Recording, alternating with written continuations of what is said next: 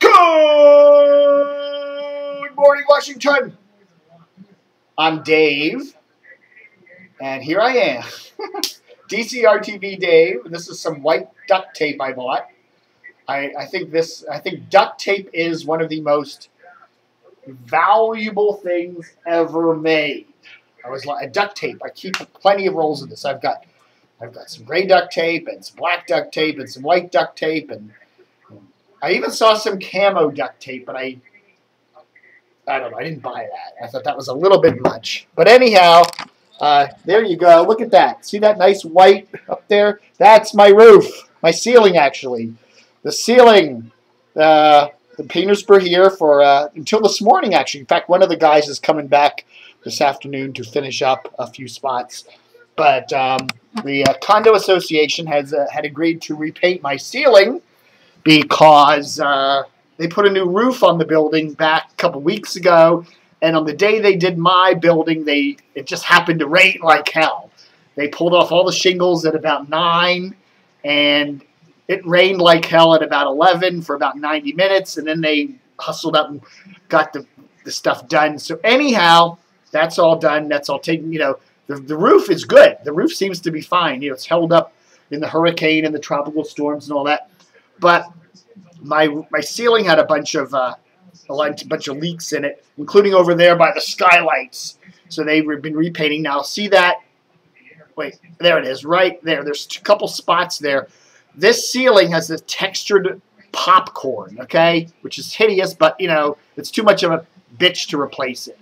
And when they paint over it, in spots, it'll start to flake and peel.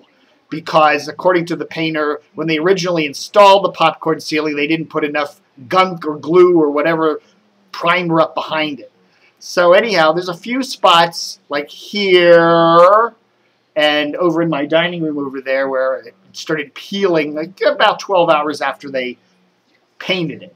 So he's put up this popcorn patchy stuff, and then he's going to come back in a little while and repaint it. That little spot there. So that's what's up with that. So anyhow, it's just some. You remember we got these in the mail the other day from a wonderful admirer. Here's a few things. Dave TV, the Sunday Star.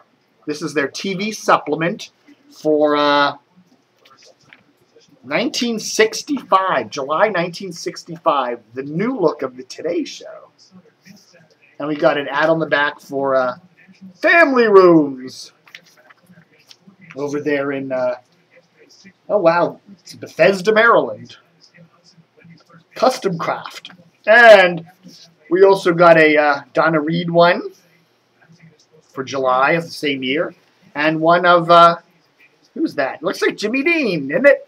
Not James Dean, Jimmy Dean, the country singer dude, who was in, what was that? He was in one of the Bond movies, the one out in Vegas. Darn, I can't remember. You Only Live... No, my brain's all mixed up today. He was in the Bond movie. Diamonds Are Forever. He was in the Bond movie that was set in partially in Vegas. One of Sean Connery's last... I believe maybe it was his last Bond movie. But anyhow, so there's Jimmy Dean. And that's from 1965, August. All right, and some other news. Some other big news. My local Comcast Xfinity cable system has finally gone 100% digital. Okay, as of like the 20th or the 22nd of this month, they literally yanked all of the last 20-ish or so remaining analog channels. Now, the cable system went digital primarily about a year and a half ago. And that's when, they've been offering a digital feed of every channel. But for some reason, they left about 20 channels still in analog mode. So you can still plug your cable TV into an old TV set, an old analog TV, a tube TV, and you could still get 20 channels. And they were mainly the local broadcasters like 4, 5, 7, and 9, some of the public access channels, and a few of the shopping networks and stuff. Well, that ended. So a couple days ago, they even yanked them. So now, if you plug in your cable to any old analog set, you will get nothing but snow on every channel. They do have digital adapters so that folks who don't want to get a full converter box can still watch the basic and the expanded basic channels.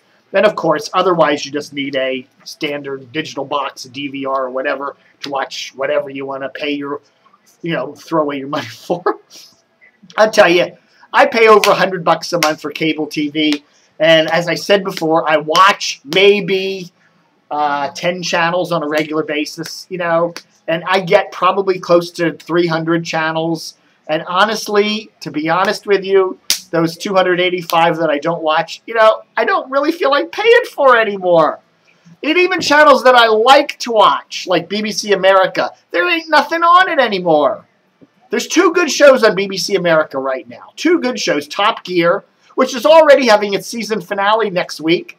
And then it's just going to be more and more and more and more reruns of that show. They're good, but, I've seen them all. And there's a really cool show that they occasionally show at 10:30 on Saturday nights called Friday Night Dinner. And it's really funkily fantastic. It's about a couple of Jewish kids, in their 20s, who go home every Friday night to their oddball parents living in a suburb of London and have dinner with them. And it's a wonderful show. It is hilariously funny. I love it. And that's about it. Okay, so, it used to be BBC America was a cool channel. Now it's just those 2 shows. And I also like this guy named Simon Bird, who's one of the kids in the show. He was also in a show called The In-Betweeners, which was another magnificent British comedy that they do occasionally show on BBC America. And I highly recommend that. You wouldn't think an older guy like me would like it. It's about a bunch of high schoolish age kids who are, in their families and their pranks and all this other crap. But it's just a wonderful writing and a wonderful acting and a wonderful sense of humor. Even adults, even old guys like me can like. So catch it. In-Betweeners, if you go on Comcast, go on that.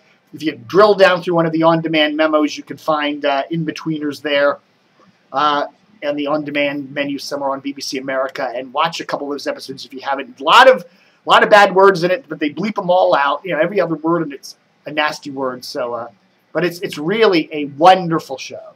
A wonderful show. And of course, with the Comcast changes, they've all added a whole bunch of international channels. Okay, there are channels from China, Israel, Russia, Korea, Italia, India, a bunch of Indian channels, the Philippines. So and a lot of them are like $14.99 a pop. Woo! The one from Japan is $24.99. Woo!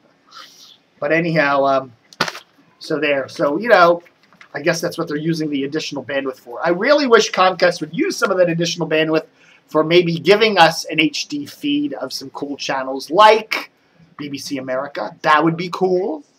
But no. How about the HD feed for Smithsonian Channel? That'd be cool. How about more than one HD feed of each premium channel? How about giving us HBO 2 and HBO Comedy and more Cinemax, more Max and stuff like that?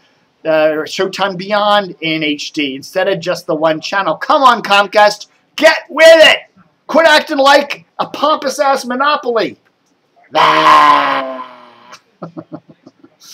All right, folks. What's the big news today? Well, WMAL is still on 105.9. Whoop-de-doo.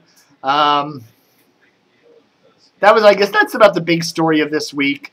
Channel 13 ran the wrong news at 11 o'clock the other night. 11 o'clock newscast, people tuned in to watch it, and they saw a repeat of the CBS Evening News with Scott Pelley at 7 p.m. Station spokesman says a critical error took place in the station's main production switcher. So that's that, huh? Wow.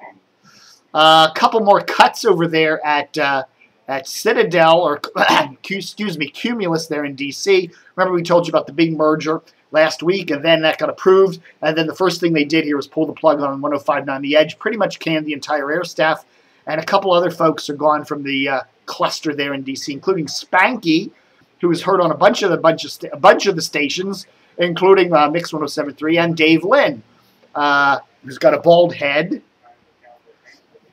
And Dave is also gone. He's a broadcast. He's a veteran of the area. He used to work at JFK and some of the other stations in the area, and he was the traffic director over at I think it was The Edge, or one of the stations over there for Cumulus, Citadel. Now, the traffic meaning not traffic like on the roads, but advertising traffic. A traffic director at a radio station, the term traffic at a radio station means you schedule when the ads all run. That's like that traffic. Now, you can also be a traffic director, meaning you're reporting the traffic.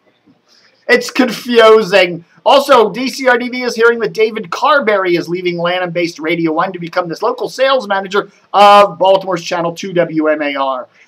He's been working at Radio 1 for a number of years, handling digital sales for both the Baltimore cluster and the Washington cluster. He's also worked at advertising.com and AOL, and he also worked with CBS's WJFK way back in the Howard Stern and Don and Mike era when they were called Washington Superstation. And we got a cool story about how CBS is actually protecting the Washington Superstation name even long after they stopped using it at WJFK. Okay, so there.